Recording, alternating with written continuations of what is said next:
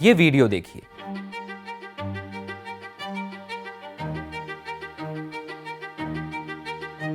अस्पताल के अंदर एक शख्स दाखिल होता है, डॉक्टर्स को गालियां देता है, उनके साथ धक्का मुक्की करता है और फिर उन पर हाथ भी उठा देता है। ये किसी फिल्म का सीन नहीं बल्कि महाराष्ट्र के ठाणे जिले के शास्त्री नगर हॉस्पिटल की सीसीटीवी फुटेज है। डॉक्टर्स पर हमला करने का आरोप एकनाथ शिंदे की शिवसेना के कॉरपोरेटर रमेश सुकरेयाम मात्रे पर है। चलिए इस वीडियो में इस पूरी घटना की टाइमलाइन को समझते हैं। नमस्कार, मेरा नाम वरुण है और आप देख रहे हैं जिस्ट। सोमवार की शाम एक परिवार अपने नवजात बच्चे को लेकर अस्पताल में पहुंचा था। डॉक्टर्स ने बच्चे की हालत को देखा और स्टैंडर्ड मेडिकल प्रोटोकॉल के तहत परिवार को सलाह दी कि बच्चे को किसी दूसरे बड़े अस्पताल में ले जाया जाए, क्योंकि इस अस्पताल में उस गंभीर केस को हैंडल करने के लिए ज़रूरी फैसिलिटीज़ मौजूद नहीं है। पुलिस के मुताबिक ये घटना कल्याण डोंबिवली म्युनिसिपल कॉरपोरेशन यानी KDMC के शास्त्री नगर हॉस्पिटल में हुई थी। यहाँ ड्यूटी पर मौजूद डॉक्टर सृष्टि बाविस्कर और डॉक्टर वैभव सालुके ने उन्हें बताया कि अस्पताल के नियोनेटल इंटेंसिव केयर यूनिट यानी NICU में जगह उपलब्ध नहीं है, इसीलिए बच्चे को बेहतर इलाज के लिए किसी दूसरे अस्पताल ले जाना होगा। ये बात सुनकर बच्चे का परिवार बुरी तरह नाराज हो गया और उन्होंने तुरंत शिवसेना के नेता रमेश सुकरेयाम मात्रे को फोन घुमा दिया। मात्रे अपने 5 साथियों के साथ तुरंत अस्पताल पहुंचे और वहां मौजूद डॉक्टर्स के साथ बदतमीजी शुरू कर दी। इसी बीच उन्होंने दोनों डॉक्टर्स पर हमला कर दिया, जिससे वो घायल हो गए। ये पूरी गुंडागर्दी अस्पताल के CCTV कैमरे में कैद हो गई। रमेश सुकरेयाम मात्रे महाराष्ट्र के ठाणे जिले के डोंबिवली क्षेत्र से शिवसेना के कॉरपोरेटर हैं। वो लंबे समय से स्थानीय राजनीति में सक्रिय रहे हैं और कई बार कॉरपोरेटर चुने जा चुके हैं। मीडिया रिपोर्ट्स के अनुसार उन्होंने 11वीं कक्षा तक की शिक्षा प्राप्त की है। अब जरा गौर करिए कि इस घटना के बाद आखिर क्या हुआ। उसी रात medical health officer doctor Deepa Shukla अपनी पूरी टीम के साथ शिकायत लेकर थाने पहुंची, लेकिन पुलिस ने मामले की FIR दर्ज नहीं की।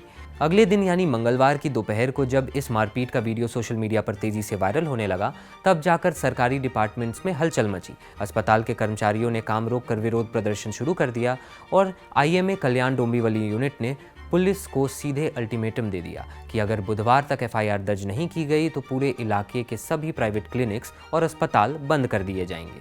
इस चौतरफा दबाव के बाद आखिरकार मंगलवार की रात को पुलिस ने रमेश सुकरेयाम मात्रे और उनके 5 साथियों के खिलाफ भारतीय न्याय संहिता यानी BNS की कई धाराओं के तहत केस दर्ज कर लिया। अभी जब ये वीडियो रिकॉर्ड हो रही है, इस मामले में महाराष्ट्र पुलिस ने बुधवार को कार्रवाई करते हुए 3 आरोपियों को अरेस्ट कर लिया है। अरेस्ट किए गए आरोपियों की पहचान अक्षय करांदे, रमेश पवार और शैलेश निकम के रूप में हुई है। पुलिस के मुताबिक ये तीनों हमले के समय अस्पताल में ही मौजूद थे और कॉरपोरेटर रमेश सुकरेया के सहयोगी भी हैं। पुलिस ने मुख्य आरोपी रमेश मात्रे को भी BNS की धारा 132 और 121(1) के तहत गिरफ्तार कर लिया है। रमेश सुकरेयाम मात्रे ने न्यूज़ एजेंसी ANI से बातचीत में अपनी सफाई दी है। उनका दावा है कि उन्होंने महिला डॉक्टर पर हाथ नहीं उठाया। उनके मुताबिक वहां मौजूद नर्सेस उनकी शिकायत नहीं सुन रही थी और लगातार फ़ोन पर बातें कर रही थी, इसीलिए उन्होंने सिर्फ उनके हाथ पर हल्का सा थपथपाया था। हालांकि अस्पताल की CCTV फुटेज में डॉक्टर्स के साथ हुई हाथापाई साफ दिखाई देती है। ऐसे में मात्रे का बयान और सामने आई फुटेज एक दूसरे से मेल नहीं खा रहे। अब इन दावों की अंतिम पुष्टि जांच और कानूनी प्रक्रिया के आधार पर पूरी होगी। हालांकि शिवसेना की ओर से सार्वजनिक प्रतिक्रिया सामने आई है। MP श्रीकांत शिंदे ने डॉक्टर्स पर हुए हमले की निंदा करते हुए कहा कि दोषियों के खिलाफ सख्त एक्शन लिए जाने चाहिए, किसी भी आरोपी को बचाया नहीं जाएगा। पार्टी की तरफ से ये भी कहा गया कि कानून अपना काम करेगा और अगर कोई दोषी पाया जाता है तो उसे किसी तरह की राजनीतिक प्रोटेक्शन नहीं मिलेगी। राज्यसभा MP प्रियंका चतुर्वेदी ने भी सोशल मीडिया प्लेटफॉर्म X पर महाराष्ट्र के होम मिनिस्टर को टैग करते हुए कहा कि शिंदे सेना के कॉरपोरेटर रमेश सुकरेयाम मात्रे पर शर्म आती है और उन्हें तत्काल सस्पेंड कर देना चाहिए। साथ ही भविष्य में चुनाव लड़ने की अनुमति भी नहीं देनी चाहिए। ऐसी घटनाएं सिर्फ महाराष्ट्र तक सीमित नहीं हैं। उत्तर प्रदेश, बिहार, पश्चिम बंगाल, दिल्ली और देश के कई दूसरे राज्यों से भी डॉक्टर्स के साथ हिंसा की घटनाएं लगातार सामने आती रहती हैं। कई बार मरीजों के साथ डॉक्टर्स की मारपीट की खबरें भी सामने आई हैं। महाराष्ट्र की इस घटना में भी ऐसा ही हुआ। डॉक्टर्स ने उपलब्ध फैसिलिटीज़ को देखते हुए नवजात को बड़े अस्पताल में ले जाने की सलाह दी, लेकिन उनकी एडवाइस कुछ ही मिनटों में राजनीतिक टकराव में बदल गई और अस्पताल इलाज की जगह हिंसा का मैदान बन गया। इस मामले में एक और पहलू चर्चा का विषय बना हुआ है। आरोपी रमेश सुकरेयाम मात्रे महाराष्ट्र की सत्ताधारी गठबंधन से जुड़े एक निर्वाचित कॉरपोरेटर हैं।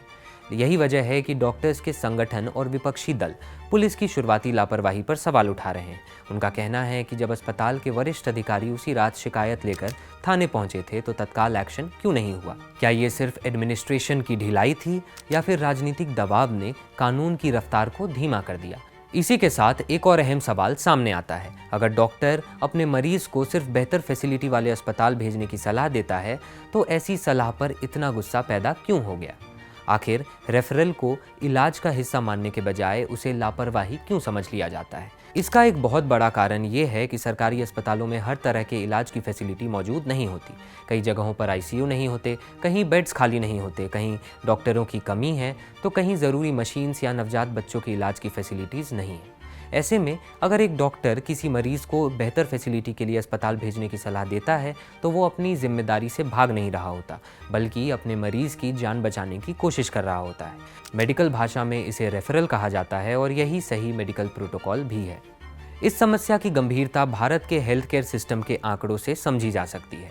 देश की 140 करोड़ से ज़्यादा की आबादी के मुकाबले सरकारी डॉक्टर्स की संख्या बेहद कम है। सरकारी आंकड़ों के मुताबिक भारत में औसतन एक डॉक्टर पर 811 लोगों की जिम्मेदारी होती है। कागज़ों पर ये रेशियो पहले से बेहतर दिखाई देता है। वर्ल्ड हेल्थ ऑर्गेनाइजेशन के पुराने स्टैंडर्ड से भी अच्छा माना जाता है, लेकिन हकीकत इससे कहीं अलग है। ये सिर्फ एक नेशनल एवरेज है। इसका मतलब ये नहीं कि हर सरकारी अस्पताल में हर दिन एक डॉक्टर सिर्फ 811 मरीजों की जिम्मेदारी निभा रहा है। छोटे शहरों और जिला अस्पतालों में कई बार एक ही डॉक्टर को सैकड़ों मरीज देखने पड़ते हैं। पहले से ही भारी मरीजों का दबाव, रिसोर्सेज की कमी और लंबे वर्किंग आवर्स डॉक्टर्स के लिए बड़ी चुनौतियां हैं। ऐसे माहौल में अगर उनके साथ हिंसा का डर भी जुड़ जाए तो इसका असर पूरी हेल्थ केयर सिस्टम पर पड़ना तय है। हैरानी की बात यह है कि देश में डॉक्टर्स और हेल्थ केयर वर्कर्स पर होने वाली हिंसा को रोकने के लिए आज भी कोई अलग लॉ मौजूद नहीं है। इंडियन मेडिकल एसोसिएशन यानी IMA लंबे समय से एक ऐसे नेशनल लॉ की मांग कर रहा है जिसमें डॉक्टर्स पर हमला नॉन बेलेबल ऑफेंस यानी गैर जमानती अपराध माना जाए। मामलों की सुनवाई फास्ट ट्रैक कोर्ट्स में हो और दोषियों के खिलाफ सख्त एक्शन सुनिश्चित किए जाएं। लेकिन अब तक ऐसा कोई सेंट्रल लॉ लागू नहीं हो पाया है। हालांकि कई राज्यों ने अपने अपने स्तर पर कानून बनाए हैं। महाराष्ट्र में साल 2010 से Maharashtra Medicare service persons and clinical establishments prevention of violation and damage act लागू है। इस कानून का उद्देश्य डॉक्टर्स, नर्सेज और अस्पतालों को हिंसा से बचाना है। इसके तहत अस्पतालों में तोड़फोड़ या हेल्थ केयर वर्कर्स पर हमला दंडनीय अपराध है और पुलिस को तत्काल एक्शन करने का अधिकार दिया गया है। लेकिन शास्त्री नगर हॉस्पिटल की ये घटना एक अलग ही तस्वीर दिखाती है। अब ये बात सिर्फ एक घटना, एक अस्पताल या फिर एक FIR तक सीमित नहीं है।